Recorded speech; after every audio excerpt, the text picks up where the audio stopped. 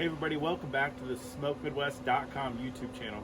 I'm Scott, and today we're going to be doing a pork butt for pulled pork, low and slow, on the Pit Boss Austin XL.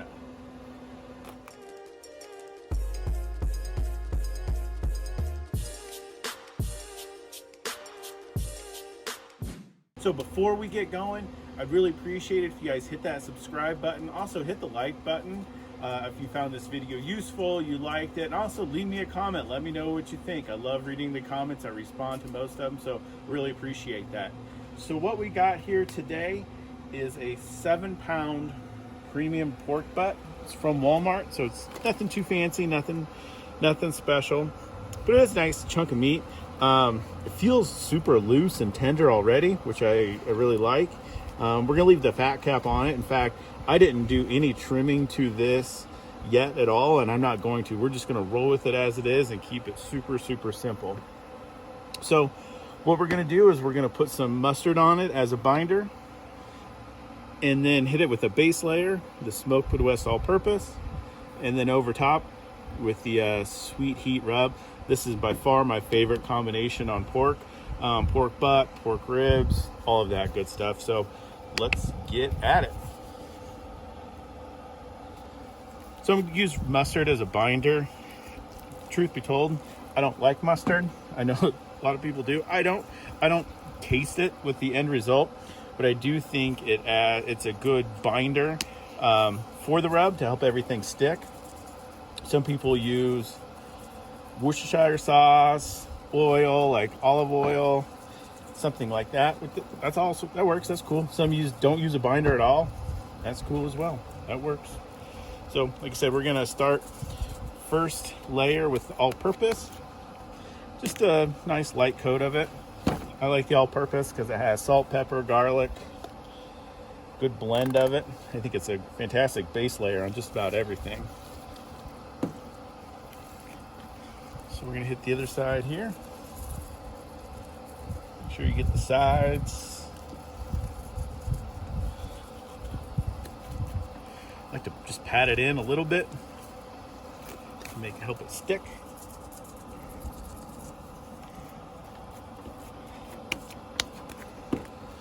So we're gonna flip her over on the other side, and we're gonna hit it with the sweet heat. And we're just gonna coat this up good, pretty much cover it all. I mean, pork's pretty bland on its own, so we want to add a lot of flavor to it.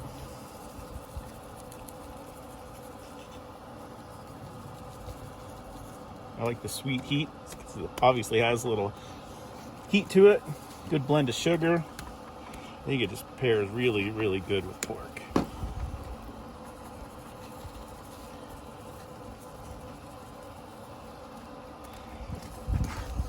Get this side. See, it's kind of separated out a little bit, which is all right. Not a big deal. We can roll with that.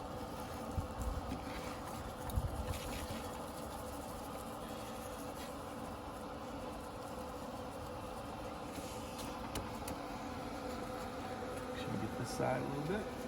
Actually, what you can do is you got a little rub left on your cutting board. You can just put your meat there and kind of roll it in it to get it all, use up what's on the cutting board and get all the sides coated. So it's about 5 o'clock right now. I want this for dinner tomorrow, so I'm not going to put this on the Pit Boss until about midnight.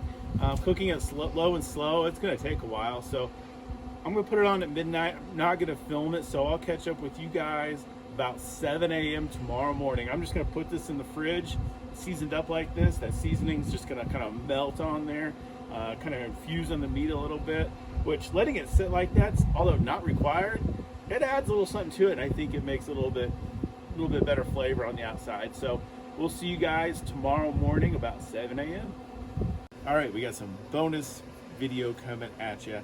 I didn't think my camera woman was going to be awake for this, but she is. So we're filming putting this pork butt on the smoker. So here's the pork butt we had seasoned up earlier. You can see how all the rub is just melted in there, and it looks good. Beautiful color already. Pit Boss is fired up to 225.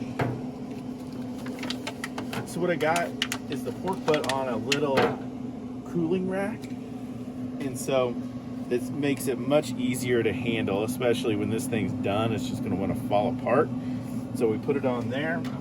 We're gonna put it on the left-hand side of the smoker.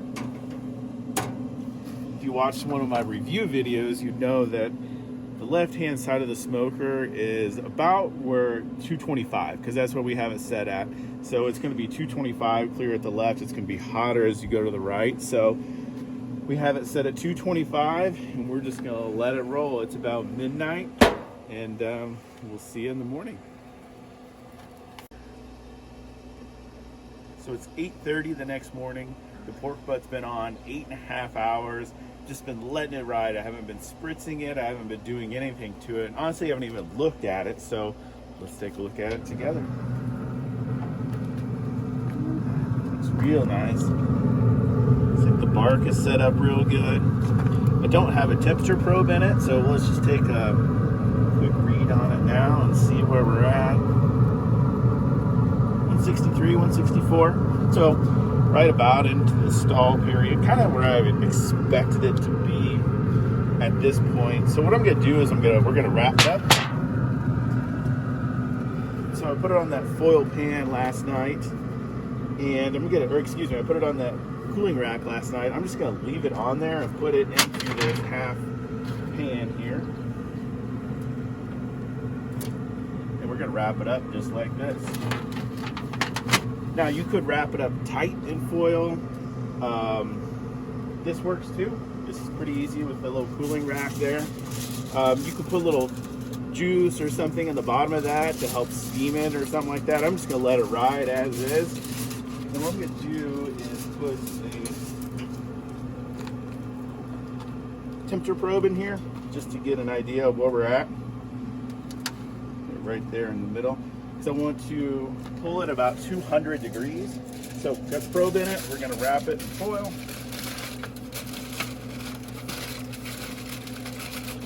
Get it nice and tight. You want all that steam and heat to stay within your foil pan here. So get it nice and tight around the edge.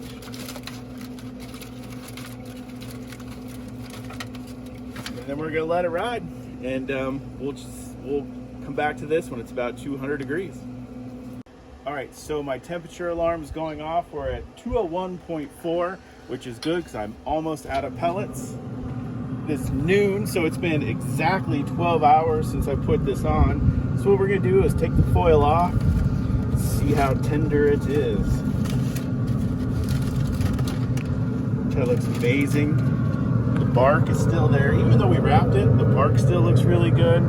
So we just want this probe to go in and out easily, and that it does. So let's do a quick temp check with this. It says 202. It says my fireboard says 201.5, so close enough for me. It feels super tender. What we're gonna do is take this thing off. I'm gonna let it vent with the foil open for 10 minutes or so, then just put the foil back on there loosely, and you can let it rest for hours this way. I'll probably let it rest an hour or so, and then we'll pull it apart and give it a try. So our pork butt has been resting for an hour and a half, and let's pull into it. So I just had it here in the foil, just sitting on top of the stove, and it looks absolutely incredible. One easy way to tell is if your pork butt is done all the way is if the bone comes right out and the meat comes right off it, which this one does. So then at this point, I just have some jersey gloves underneath these food grade nitro gloves, and you just pull it apart with your hands, and it makes it so easy. So now I like just to take and get a clean foil pan here and just start pulling it apart. It comes apart so easy, so tender. That's what wrapping it in the pan with some foil there, I mean, you get the smoke on it, but when you put it in the pan like this, that's when it actually gets nice and tender and fall apart, and you don't lose your bark at all, which I love. I'm kind of a bark junkie, so let's give it a shot. I'm gonna try this piece here.